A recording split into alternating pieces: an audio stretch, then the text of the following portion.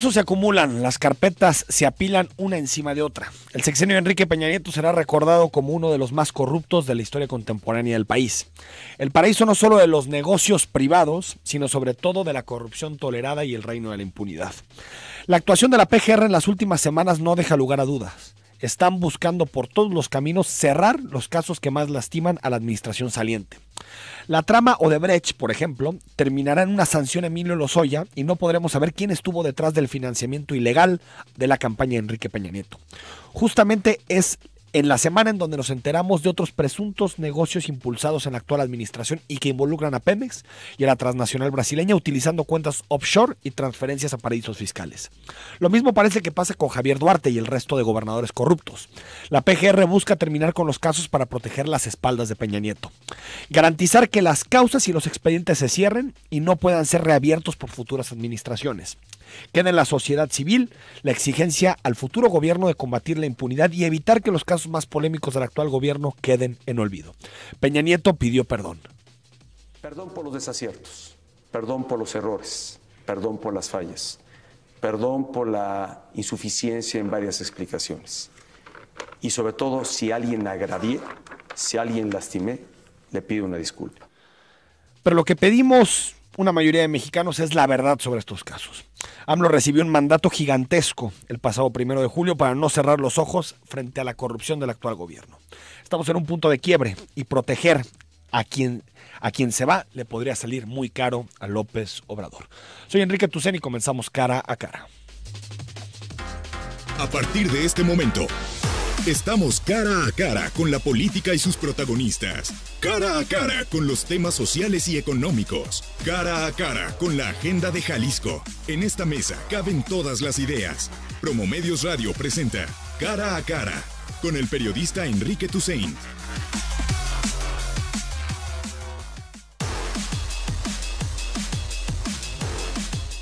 Nueve de la mañana con 6 minutos. Como todos los jueves está con nosotros Jorge Rocha. Muy buenos días, Jorge. Enrique, ¿cómo estás? Buenos días a la gente que amablemente nos escucha. Hoy ahorita tenemos posibilidad de hablar de Javier Duarte y todos estos casos. Híjole, de corrupción. Qué terrorífico, ¿no? Está esto. La utilización política de la Procuraduría General de la República, que lamentablemente ha sido la regla y no la excepción en este sexenio, ¿no? Bueno, a ver, fíjate, los 3 casos que tenían el foco para armar buenos expedientes, que era el Baester, Duarte y Ayotzinapa, los 3 se cayeron. Y fíjate, los 3 están rotos. Los demás, ¿no? No, de ahí para abajo, ¿no? Raúl Sánchez es fiscal general del Estado y está en la línea telefónica. Raúl, ¿cómo estás? Buenos días, Enrique, igual a todo tu auditorio, a la orden, ¿cómo estamos? A ver, el sábado pasado detuvieron a uno de los presuntos implicados en el homicidio del bebé Tadeo y su madre, Elizabeth, es apodado el Zika. Platícanos un poquito, fiscal. Efectivamente, siguiendo la investigación y la instrucción del señor gobernador de que ningún delito y los mayores delitos que tengamos que esclarecer, nos dimos a la tarea desde el primer día de los hechos en los que ocurrió el atentado, sí, el ex fiscal general Nájera, y nos hemos dado la tarea de seguir las investigaciones y todos los casos. Siguiendo con esta investigación, logramos establecer la vinculación y la investigación sobre un detenido, sobre un implicado en estos hechos, que se llama... Que se apoda, ¿no? El Zika. Alfredo, y lo ponen el Zika. De ahí empezamos la investigación, donde nos dimos cuenta que incluso tiene edad de 26 años de edad, había sido detenido en varias ocasiones, una como menor de edad y otra como mayor, y en base a esas investigaciones se logró ubicar. Él era el jefe de esta célula. Su función consistió en llevar 3 personas, que fue la orden que recibió, sí, para prender fuego a ese camión por el área de Zapopan, con el motivo de poder ser como retractor o un distractor, sí, por los hechos que estaban suscitando en las persecuciones que traíamos en Guadalajara por los detenidos que tuvimos ese día de los hechos que agredieron al ex fiscal. Fiscal, ¿por qué tardaron 90 días en dar con este personaje y cómo dieron con él? Bueno, son las investigaciones, Enrique, que nosotros de verdad quisiéramos tenerla de una manera rápida, expedita, pero son investigaciones que se tienen que ir haciendo. Se crea la carpeta de investigación, se le entregan los elementos de prueba al juez, desde una vez que se le agregan los elementos de prueba al juez, se le pide la orden de aprehensión. Una vez que tenemos la orden de aprehensión, nos damos la tarea de buscarlo para detenerlo, ¿verdad? No es. ¿Cómo lo detuvieron y en dónde, fiscal? Por el área de Zapopan, allá por donde fue los hechos. Es decir, Zapopan Poniente. Sí, Zapopan Poniente. Y lo detienen el sábado, ¿y por qué lo anuncian hasta ayer? El día 18 fue puesto a disposición del juez y se dio a conocer ya por los avances de la investigación que se lleva, y que esperamos y tenemos la seguridad de que va a ser el viernes la vinculación a proceso de él.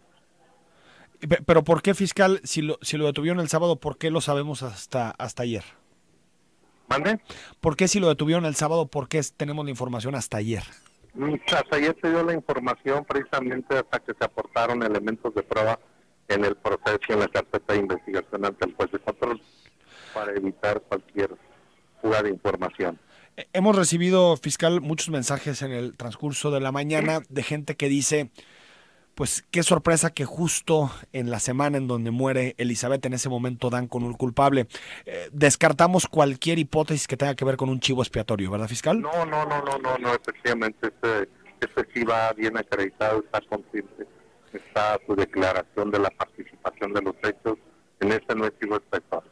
Al final de cuentas hemos sido contundentes, estamos siendo contundentes, como el caso de los estudiantes de artes visuales, tenemos 5 detenidos, el asunto de los italianos, tenemos detenidos, en los asuntos del fiscal el día de los hechos, tenemos detenidos, o sea, la fiscalía no crea ni va a crear chivos expiatorios, por eso nosotros hacemos la investigación y el juez de control es el que nos valida los hechos. No es nada más que nosotros lo querramos hacer, sino es avalado y sustentado ante un juez de control. Todo esto estamos hablando desde la presunción de inocencia, pero de acuerdo a lo que la Fiscalía detecta, fiscal, ¿qué participación tuvo el SICA? Es decir, ¿qué hizo el 21 de mayo? El SICA recibió una orden de buscar 3 personas, o las que él quisiera, para prender fuego por esa colonia, para hacer el distractor y buscar que ya no siguieran las persecuciones por la avenida López Mateo. Es decir, él buscó a estas 3 personas con las que incendian el camión, pero ¿él participa o no participa del incendio? No, él los lleva, él los lleva, sí, es parte intelectual, él los lleva y les proporciona los elementos necesarios para realizar ese ilícito. Y esta orden se la da, supongo, el Cártel Jalisco. Así es, el Cártel Jalisco Nueva Generación. Y por lo tanto, en el incendio del camión hay 4 personas involucradas de forma directa. De forma directa, efectivamente. Te quiere, fiscal, aquí está conmigo el doctor Jorge Rocha y te quiere hacer una pregunta. Fiscal, buenos días, ¿cómo estás? Te quiero hacer una pregunta más sobre el futuro. ¿Qué tan en riesgo estamos en Jalisco de volver a sufrir un evento como el que pasó en mayo? Porque bueno, ya parecería que nuestros meses de mayo no son los mejores, digamos, no son los mejores, pero bueno, en este cierre de sexenio, ¿cómo anticipas que va a estar el escenario? ¿Hay riesgos de otro tipo de eventos de este tipo? ¿No? Bloqueos, ¿cómo la ves? No creo que haya, pero lo que sí yo lo digo y estamos actuando, cuando menos en mi función como fiscal general, estamos actuando siendo contundentes, dando resultados en este y en todos los, en muchos casos que han lacerado la sociedad. Por ejemplo, tenemos detenidos de los colombianos, venezolanos, o sea, hemos sido contundentes y vamos a seguir contundentes con este y con cualquier delito. No creo, o sea, no puedo decir que no pueda suceder, ¿no? Pero aquí estamos demostrando también la capacidad, el conocimiento y la experiencia para actuar en este y en cualquier momento. 2 preguntas más, fiscal, antes de despedirte. ¿Cuántos años de cárcel y por qué delitos acusará la Fiscalía, en este caso, al SICA? La Fiscalía ahorita está acusando por homicidio calificado agravado, daño en la esposa, lesiones calificadas y ataques a las vías de comunicación. Es decir, fiscal, en este sentido, se espera... ¿Cuántos años espera la Fiscalía que le caigan de prisión? La pena máxima por el concurso de delitos. Una vez es esperar hasta el juicio, la etapa de juicio, y hacer la valoración de qué es lo que se tiene que hacer, la pena máxima.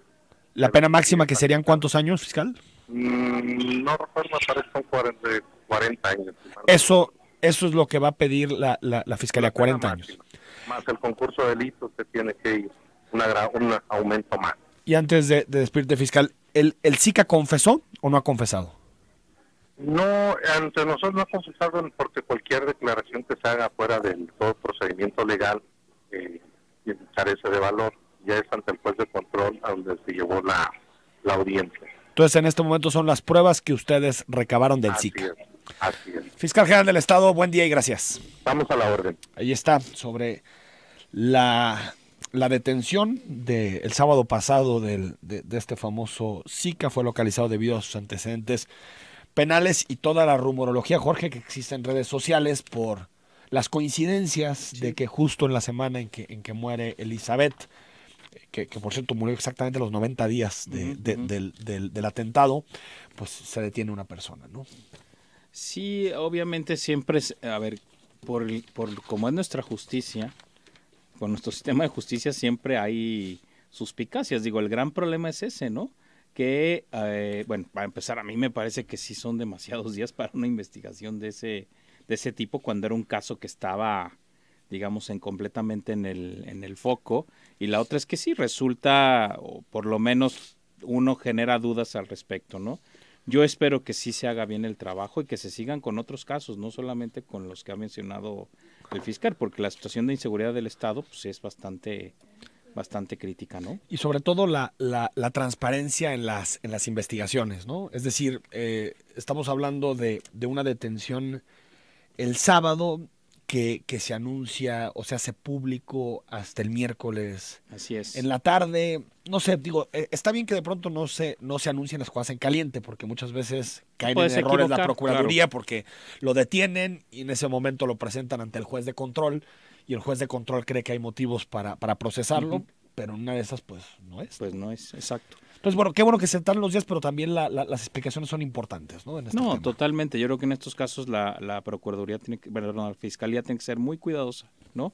Porque hay muchos ojos al respecto y este caso ha generado una indignación bastante grande en el Estado, ¿no? 9:16 a.m.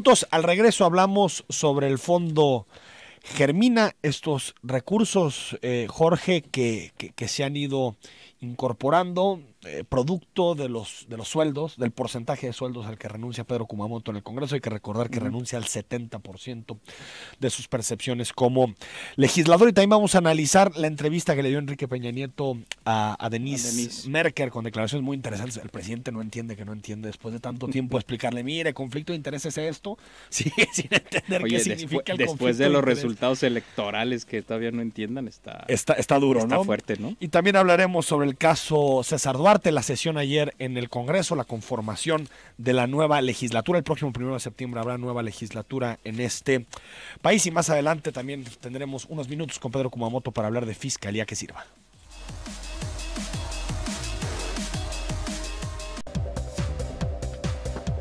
Durante su campaña de 2015, Pedro Kumamoto prometió que donaría el 70% de su sueldo. Al llegar al Congreso, decidió donar su dinero a un nuevo fondo de inversión social llamado Germina. Lo hizo en convenio con Corporativa de Fundaciones, una organización encargada, en este caso, de administrar los recursos económicos del fondo y brindar transparencia externa a la colocación de los mismos. Quincena a quincena, Germina ha recibido la donación de los diputados independientes Pedro Kumamoto y, en su momento, Pablo Torres. El objetivo de Germina es fortalecer acciones, activar y promover la incidencia de la ciudadanía sobre las políticas públicas, problemáticas y decisiones que afectan directamente a su comunidad. En agosto del 2016, el fondo abrió su primer convocatoria del programa Impulso a Organizaciones de la Sociedad Civil. Este programa apoyó a 3 proyectos representados por las fundaciones Ecológica Selva Negra, Instituto Líderes del Siglo y Familiares y Amigos de Personas con Discapacidad Intelectual. En conjunto, las asociaciones recibieron 483,550 pesos para la ejecución de sus proyectos. Un año después, presentaron Cultiva, un programa de impulso para activistas. Esta iniciativa busca potencializar el trabajo de promotores comunitarios, investigadores y defensores de los derechos humanos. De noviembre del 2017 a marzo de este año, se apoyaron 3 proyectos con 90,000 pesos cada uno. Hasta hoy, el Fondo Germina habría entregado 753,500 pesos y actualmente tiene abierta su segunda convocatoria del programa Cultiva Impulso a Activistas. 9:24 a.m. Sofía Varela es coordinadora del Fondo Germina y ya está aquí con nosotros esta mañana. Sofía, ¿cómo estás? Hola, ¿qué tal? ¿Corriendo? pero alcanzamos a llegar. El Y tráfico. emocionada con estas nuevas noticias que tenemos en Fondo Germina. A ver, platícanos un poquito. Ya Ángel explicaba qué es Fondo Germina, cuáles son los recursos, pero platícanos qué proyectos han apoyado y qué proyectos quieren apoyar en el futuro. Sí, bueno, Ángel nos compartía, ¿no?, que Fondo Germina es un fondo dentro de Corporativa de Fundaciones, pero la diferencia es que está dedicado específicamente a impulsar activistas. En un inicio, en agosto del 2016, cuando arrancó el fondo, gracias a la donación de Pedro Kumamoto del 70% de su sueldo como diputado, apoyamos 3 proyectos de organizaciones civiles que fueran donatarias autorizadas. Una de ellas, una escuela, bueno, los 4 planteles de un instituto que se llama Líderes del Siglo, en colonias con altos índices de marginación, y la intención era pues equiparlas deportivamente para que pudieran tener un desarrollo íntegro las chavas y los chavos de las escuelas.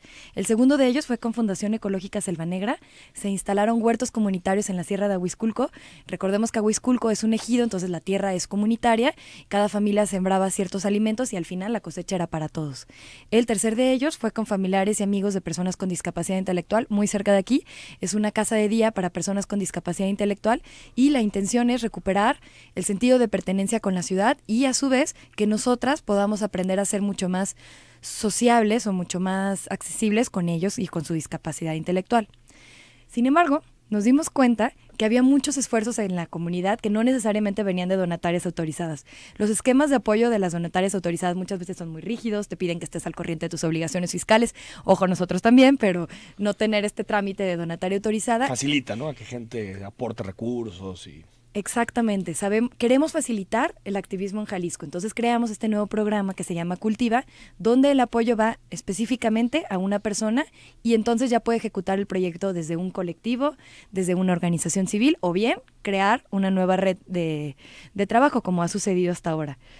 En el 2017, el año pasado que lanzamos la primera edición, se apoyaron 3 proyectos. Uno de ellos fue para Citlali Santoyo con un proyecto desde CLADEM, este colectivo de litigio estratégico para el feminicidio en Jalisco, y ella lo que hizo fue complementar el litigio estratégico, el acompañamiento jurídico, con lo psicosocial, terapias, sesiones de tanatología y, muy importante, tuvieron un encuentro. CLADEM trabaja con 8 o 10 familias y llevan 8, 10 años trabajando estos casos, pero muchas familias no se conocían. Entonces se hizo un encuentro entre ellas para que se pudiera formar, pues bueno, una red de apoyo entre familias que están pasando por algo similar.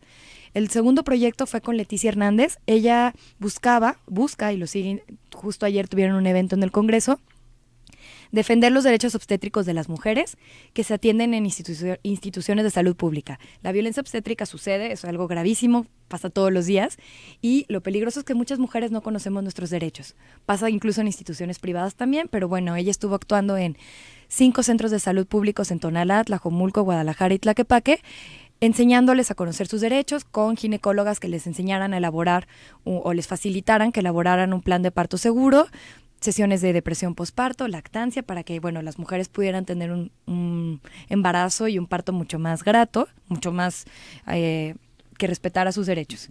Y se conformó una red de mujeres trabajando por la salud materna. Entonces, fue algo... Y se apoyó esa red. Sí. Y había uno más, ¿no? Decías, hay un tercero más de una persona que se llama René Velázquez, que de hecho hoy tiene un evento en Casa SEM, lo cual nos ilusiona mucho que ya una vez que el proyecto finalizó, sigue andando. Él buscaba promover el trabajo del campo en las comunidades rurales de la región Valles de Jalisco, pero con alternativas agroecológicas. La región Valles es productora de caña, pero siempre hay que estar cuidando qué técnicas se utilizan, que no termine de dañar más al medio ambiente. Él hizo un modelo de intervención donde a través de un diagnóstico participativo delimita cuáles son las técnicas que la propia comunidad utiliza y la intención es nada más reformarlas para que utilicen productos sustentables que no terminen deteriorando el medio ambiente. Entonces se llama Participar Sembrando este proyecto. ¿Qué otros? Y ahora viene una nueva etapa. Viene una nueva etapa, entonces estamos muy emocionados porque estamos ya buscando las próximas personas que se van a formar parte de Fondo Germina con 3 proyectos. 3 proyectos. Sí. Ya salió la convocatoria. Ya salió la convocatoria, ya estamos con tiempo encima. La convocatoria cierra el siguiente jueves. Estaremos recibiendo sus proyectos a través del correo convocatorias@cf.org.mx y al de Germina, que es hola@fondogermina.org.mx. fondogermina.mx. Dije el otro correo porque, como saben, el fondo está hospedado en Corporativa de Fundaciones. Son ellos quienes hacen la dictaminación de proyectos y a través de quienes se hace la entrega de recursos. Siempre estamos cuidando que sea de la forma más profesional, más transparente, sin nosotros estar decidiendo, bueno, pues quiénes van a... ¿Cómo a quién se puede apoyar? Para quien nos está escuchando y que tal vez tiene un proyecto de activismo muy en el espacio micro, barrial, vecinal, ¿a quién se puede apoyar? Bueno, en las bases de participación tenemos como una descripción del perfil que estamos buscando. Las pueden encontrar en fondogermina.mx/convocatoria.pdf. Les sugeriría que le pusieran el .f porque luego da bronca abrirlo. Pero ahí describimos que estamos buscando promotores comunitarios, defensores de los derechos humanos y activistas. Porque activistas, nosotros en Fondo Germina interpretamos que cualquier persona que le hace ruido a algo, que decide no quedarse callado y por lo contrario, innovar y proponer una solución, es un activista. En el caso de estas 3 personas, Leticia es una mamá y es socióloga. René es biólogo y ha trabajado el campo durante años y es un activista. Citlali es psicóloga y es un activista. Entonces, si tú eres estudiante, si tú eres académico, si tú eres periodista, si eres cineasta, es momento de participar con la solución que quieres dar arranque en Fondo Germina. Jorge. Entonces, a ver, por el sentido de su convocatoria, ¿ustedes creen que en Jalisco hacen falta muchos, pocos?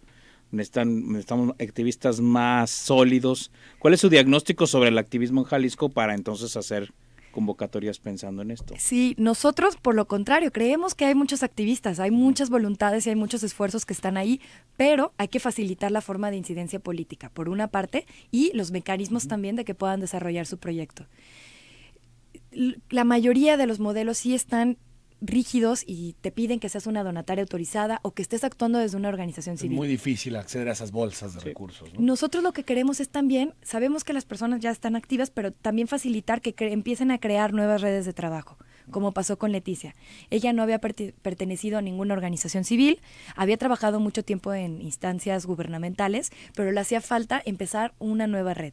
Y ahora esta red, que se llama Mamás que se Cuidan, en su mayoría son madres, son mujeres, algunas de ellas han sufrido de violencia obstétrica y entonces están previniendo que otras mujeres las es decir, si sufran. a ti te interesa la protección de los animales, del medio ambiente, la movilidad no motorizada, si te interesa cualquier tema que tenga un impacto público, puedes ser apoyado por este fondo. Sí, tenemos ciertas restricciones como, número 1, los proyectos no deben de ser lucrativos, deben de ejecutarse dentro de Jalisco, y la tercera, justo esto, tenemos una amplia área donde los proyectos que nosotros buscamos pueden impactar, que va desde el desarrollo justo y sustentable, el derecho a la ciudad del buen vivir, que aquí puede entrar el tema de movilidad no motorizada, de mejorar el transporte público y el colectivo.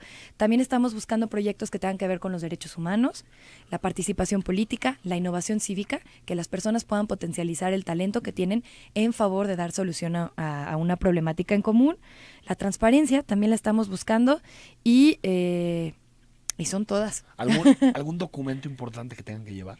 Sí, les estamos pidiendo básicamente estos documentos. Por una parte, un resumen ejecutivo de su proyecto. ¿Sí? Es un documento en Word donde ellos pues exponen las motivaciones que tienen para ejecutar este proyecto y por qué consideran que lo vuelven único. El segundo de ellos es un formato de aplicación, es un documento en Excel que el mismo documento les va a facilitar a darle estructura a su proyecto, delimitar objetivos, público meta, justificación, cronograma de trabajo y resultados esperados y los mismos indicadores que ustedes van a utilizar para medir el desempeño de su proyecto. Es importante mencionarles esto, no les estamos pidiendo presupuesto, el programa ofrece un apoyo de 6 entregas de 15,000 pesos en bruto, es decir, de octubre a abril, a marzo, que dura el programa, van a recibir 15,000 pesos a manera de honorario para que el activista lo pueda ejecutar de la forma que vea conveniente. No tiene que comprobar nada. Cuando fue aprobado el proyecto, ahí están los recursos. Así es. Sofía, gracias. Muchas gracias a platicarnos ustedes. de Fondo Germina y Cultiva, ¿no? Que esta es la nueva modalidad. Es el nuevo programa. Muchas gracias, Sofía. Felicidades. Vamos al corte, hablamos de los temas de la semana y los asuntos que nos ha dejado este regreso a clases muy marcado por la reforma educativa.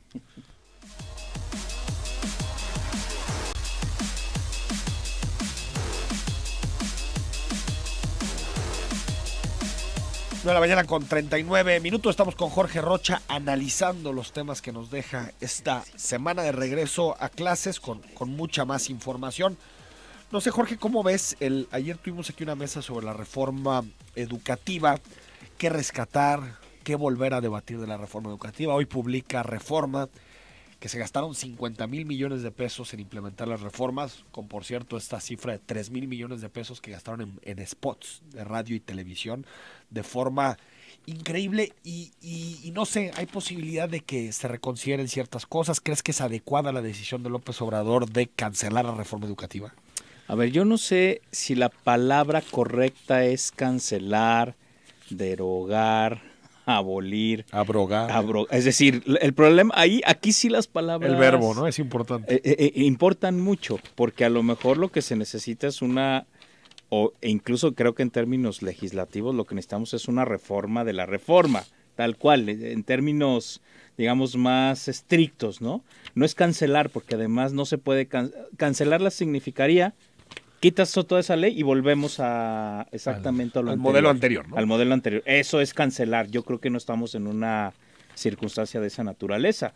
Yo lo que sí creo es que hay partes importantes de esta reforma que van a cambiar. Seguramente, la parte central donde yo veo el foco de los cambios que pide López Obrador es en el tema de la relación laboral de los maestros con el Estado. Esa es la parte central donde además es, por supuesto, donde muchos profes están muy enojados, ¿no? Y dicen, sí, nos han puesto en situaciones muy, muy críticas. Creo que esa es la parte que se tiene que... Es que creo que tal vez, que Jorge, discutir de fondo, ¿no? No sé si estás de acuerdo conmigo, pero tal vez pusimos excesiva focalización en la evaluación. Uh-huh. Y porque ayer estuvo una maestra con nosotros, Claudia Limón, nos decía, es que en el texto de la reforma la palabra evaluación se repite 125 veces. Uh-huh. Y la palabra capacitación solamente 25, es decir, 5 a 1. Claro. Es decir, sí es cierto que si de pronto llegan, tú eres profesor del ITESO, Uh-huh. y te dicen, te vamos a evaluar, qué bueno, evalúame, por supuesto. Pero no puede ser que me sorprendas cada 3 meses con un examen. Claro. Primero capacitamos, vemos qué tipo de cosas queremos mejorar, Claro. y después definimos el tipo de evaluación que necesitamos para que se Exacto. mantenga. Que tal vez ese fue el error.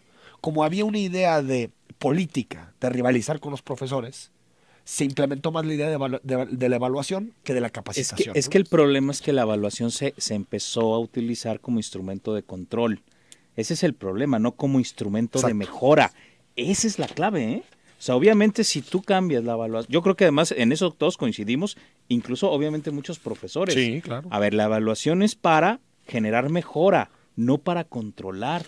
El problema es que la evaluación por la vía de los hechos se empezó a convertir en un instrumento de control político. Ese es el gran problema. Ahora, yo sí espero que en este proceso ahora sí discutamos el modelo educativo, que es para mí el problema de fondo, es decir, este sistema educativo que tenemos ¿Qué se es el enseña en las adecuado, aulas?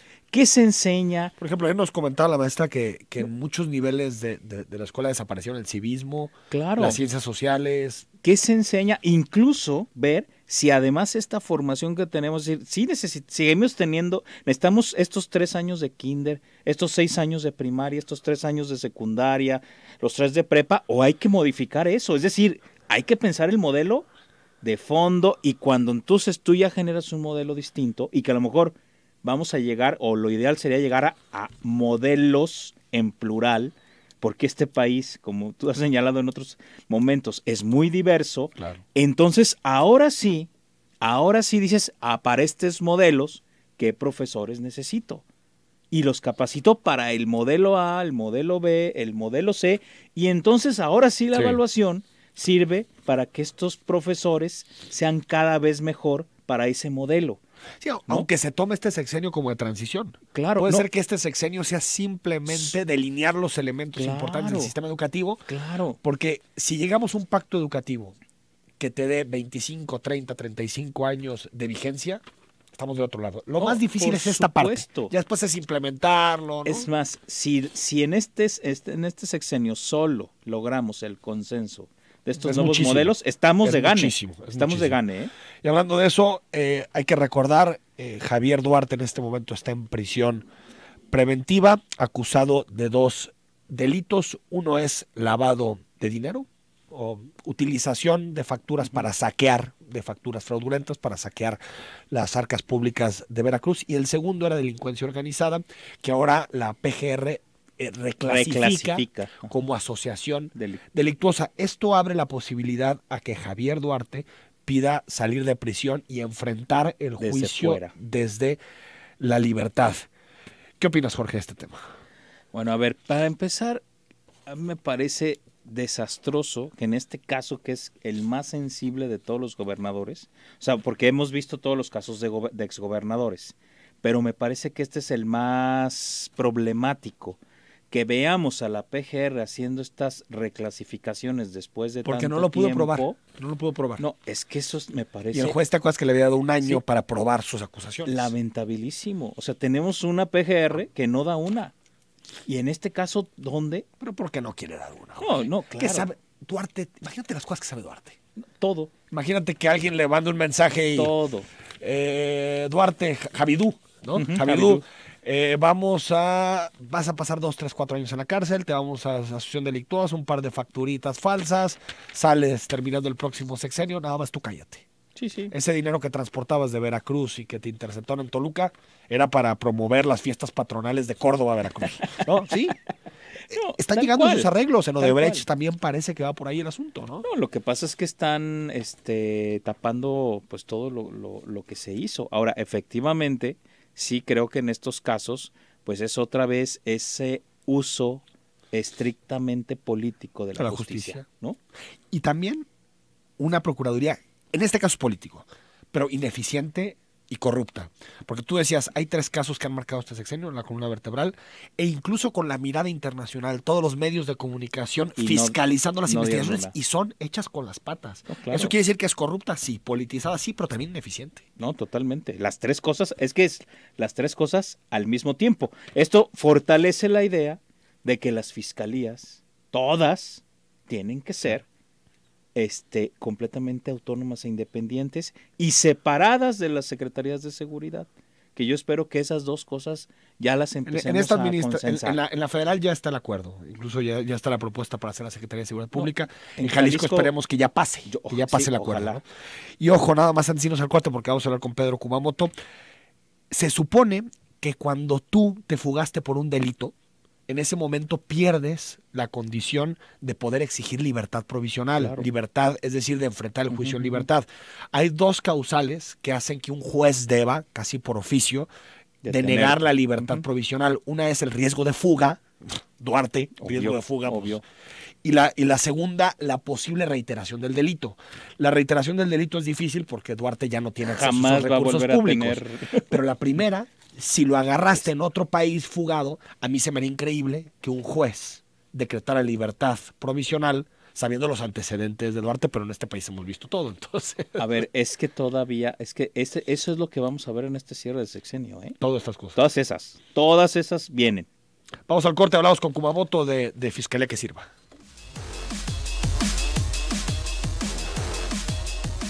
9 de la mañana con 51 minutos. El diputado independiente Pedro Kumamoto presentó su propuesta de reforma al modelo de Fiscalía de Jalisco, en el que recoge los planteamientos de organizaciones civiles, universidades e iniciativa privada. Platicamos con Pedro acerca de qué tiene esta iniciativa. Diputado, muy buenos días. Buenos días, Enrique. Muy contento de saludarte y de saludar a toda tu audiencia. Aquí está también el doctor Jorge Rocha con nosotros. ¿Qué tal, Jorge? Un gusto también. ¿Cómo estás, Pedro? Bien, pues muy contento porque el día de ayer, como mencionabas, Enrique, presentamos esta iniciativa que retoma 22 puntos, los 22 puntos mínimos de las cerca de 52 organizaciones, universidades, movimientos y distintos espacios de la sociedad civil para poder tener una fiscalía verdaderamente autónoma y eficaz. Y bueno, pues dentro de esos elementos, que nos parece muy importante, es que el fiscal no lo designe el gobernador. Sí. Por otro lado, que quien ocupe el cargo de fiscal esté impedido a estar en cargos públicos 6 años después de haber sido fiscal. ¿6 años? También 6 años. Es decir, esto no es para una carrera política. Y si fuiste integrante de un partido, fuiste militante, pues... Eso parece dedicatoria, Pedro. Por lo menos se me vienen 3 nombres a la cabeza. A la cabeza. Y estoy seguro que las personas que nos escuchan también... Se les vienen más nombres. Oye, eso es lo complicado, ¿no? El ver a la justicia y sobre todo la procuración de justicia, la investigación y la prevención como un asunto electoral. También algo muy importante, sí, podemos remover al fiscal, pero no lo puede remover el gobernador a su libre pues arbitrio, sino es a través de causales como comprobar corrupción, que se hagan pues excesos y sobre todo que se vaya en contra de los derechos de las personas. Y bueno, finalmente también tenemos algo que nos parece muy importante, que es el proceso para la selección, pero también para hacer carrera dentro de la Fiscalía tiene que ser a través de examen de posición. Es decir, se ha acabado la idea de que la Fiscalía pues es un coto de poder de los amigos del gobernador y tiene que ser un espacio que nos brinde seguridad y paz, porque ese es el tema que más interesa a la sociedad. Oye, Pedro, dentro de la iniciativa que presentan, ¿ustedes ya suponen que va a haber una separación de funciones y que va a haber aparte una Secretaría de Seguridad y entonces la iniciativa va solo dirigida a lo que sería lo que antes le llamamos Ministerio Público? En buena medida lo que nosotros estamos tratando de hacer es recopilar las ideas que la sociedad civil había planteado.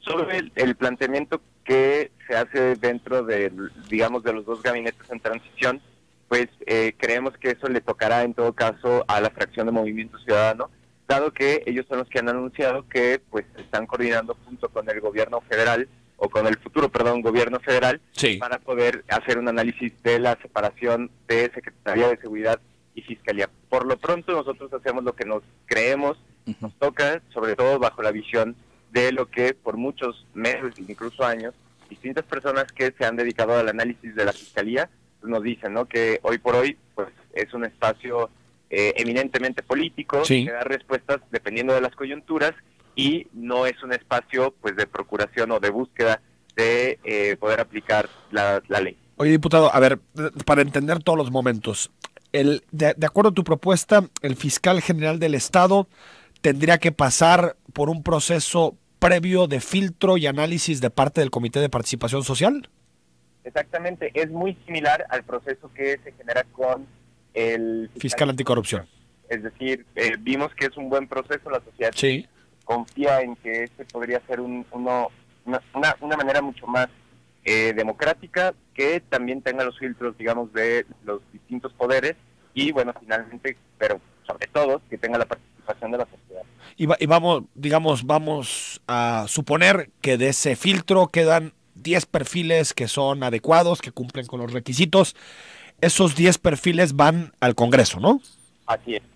Y el Congreso elige algunos y los manda al gobernador, ¿o cómo está el asunto ahí?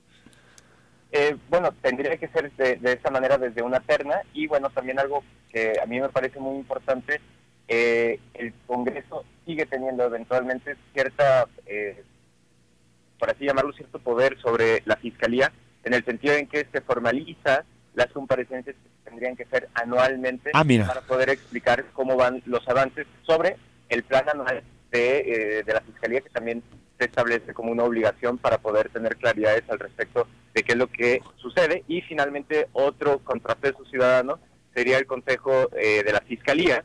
Este consejo lo que buscaría sería integrar a personas, estudiosos, personas, digamos, que han trabajado el tema de la Fiscalía, para que dentro del espacio de la toma de decisiones pues existieran contrapesos, ¿no? Entonces, creo que eso es importante también. Ahí están los contrapesos sociales al interior incluso de la Fiscalía. Solo para dejar en claro, Pedro, esos nombres van al Ejecutivo y el Ejecutivo manda una terna, digamos, ya procesada y filtrada por el Comité de Participación, ¿verdad?